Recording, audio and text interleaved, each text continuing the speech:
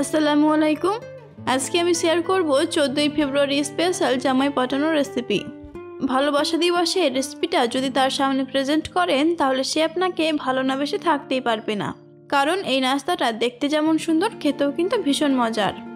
শুধু বড়ই না, বাচ্চাদেরও কিন্তু ভীষণ পছন্দ হবে। আপনারা দেখছেন দেশের রাঁধুনির আরও একটি নতুন রেসিপি, তাহলে চলুন শুরু করি। প্রথমে আমি 1 কাপ ময়দা নিয়ে নিব। এর মধ্যে দিব হাফ চামচ লবণ, 1/4 চামচ গোটা জিরে, সেই সাথে 1 টেবিল চামচ সাদা তেল।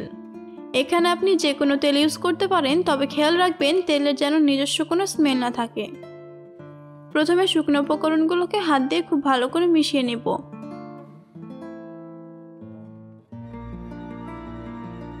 এবার পানি দিয়ে একটা ডো বানিয়ে নিব। প্রথমে খুব বেশি পানি দিতে যাবেন না, নাহলে কিন্তু ডোটা নরম হয়ে যাবে। এখানে আমি অল্প অল্প করে পানি দিয়ে একটা ডো বানিয়ে নিয়েছি।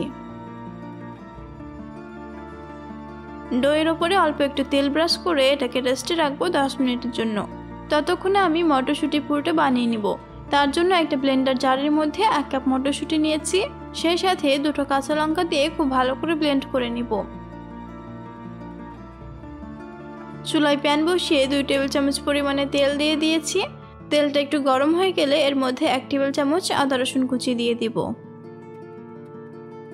চুলার আঁচ মিডিয়ামে রেখে আদা রসুনটাকে একটু ভেজে নিব, যেন এর কাঁচা গন্ধ চলে যায় আর আদা রসুনটা একটু ভাজা হয়ে যায়। একটা মিডিয়াম সাইজের পেঁয়াজ কুচি দিয়ে একটু নাড়াচাড়া করব, যতক্ষণ না পর্যন্ত পেঁয়াজটা একটু নরম হয়ে যায়। এবার প্রথমে যে মটরশুঁটি ব্লেন্ড করে রেখেছি সেটা দিয়ে দিব। এখন চুলার আঁচ লো টু মিডিয়ামে রেখে মটরশুঁটিটাকে 2 মিনিট মতো ভেজে নিব। এটা যখন ভাজা হয়ে যাবে আর এর থেকে কাঁচা গন্ধ চলে যাবে, এই পর্যায়ে চুলার আঁচটা বন্ধ করে দিব। এবার এর মধ্যে 2টো স্ম্যাশ করে রাখা সেদ্ধ আলু দিয়ে দিব। কিছুটা কুচিয়ে রাখা ধনেপাতা দিয়ে দিলাম, সেই সাথে কিছু মশলা অ্যাড করব। এখানে আমি নিয়েছি চিলি ফ্লেক্স, স্বাদমতো লবণ আর চাট মশলা। মিশ্রণটা এখন বেশ গরম, তাই এটাকে স্প্যাচুলা দিয়ে মিশিয়ে নিব। মেশানো হয়ে গেলে লবণটা ঠিকঠাক আছে কিনা দেখে নিতে পারেন। মটরশুঁটির পুরটা একদম তৈরি।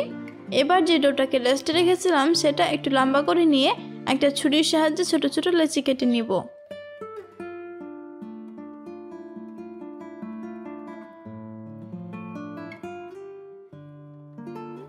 এবার লেচিটাকে গোল করে নিয়ে অল্প একটু ময়দা দিয়ে বেলে নিব। এখানে আমি লম্বা করে রুটি বানিয়ে নিয়েছি। রুটির চারি সাইড যেগুলো ছোট বড় হয়ে আছে সেটা সমান করে কেটে নিব।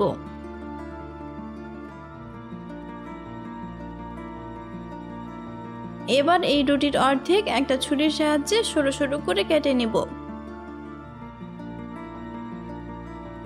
মটরশুঁটির যে পুরটা বানিয়েছিলাম তার থেকে একটু মিশ্রণ নিয়ে এরকম লম্বাটে শেপ দিয়ে দিব।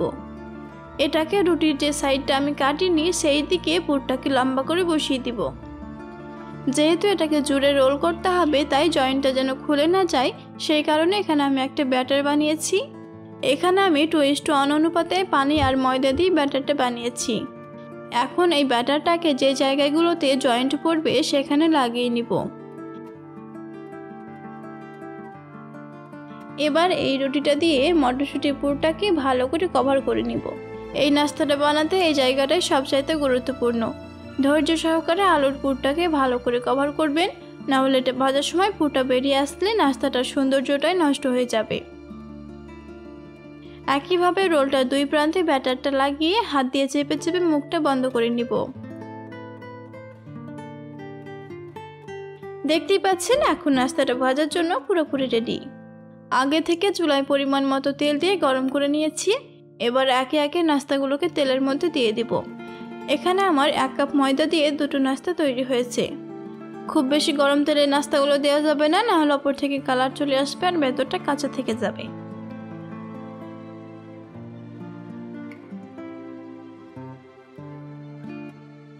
মিডিয়াম আঁচে নাস্তাগুলোকে গোল্ডেন ব্রাউন করে ভেজে নিব। নাস্তার মধ্যে পছন্দ মতো কালার চলে আসলে তেল ঝরিয়ে উঠিয়ে নেব। গরম গরম মুচমুচে এই নাস্তাটি পেলে কেউ আপনার দিকে মুখ ফিরিয়ে থাকতেই পারবে না। তো আজকের রেসিপিটা কিন্তু অবশ্যই বাসায় ট্রাই করবেন আর কমেন্ট করে জানাবেন কেমন হয়েছে।